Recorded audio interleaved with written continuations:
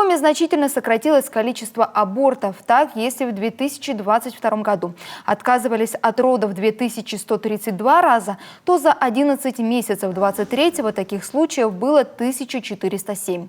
По желанию рожениц в республике сейчас проводят 62% абортов. Об этом говорят данные статистики. При этом в Комистате отмечают, что показатель таких абортов снижается, но все же пока в 2 раза превосходит российский.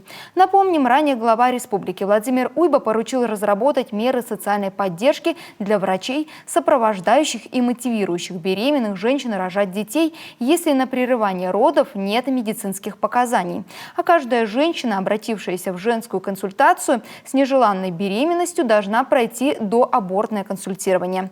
В Коми для реализации этой задачи работают 18 психологов, социальные работники и юристы медицинских организаций, оказывая психологическую, социальную и юридическую помощь.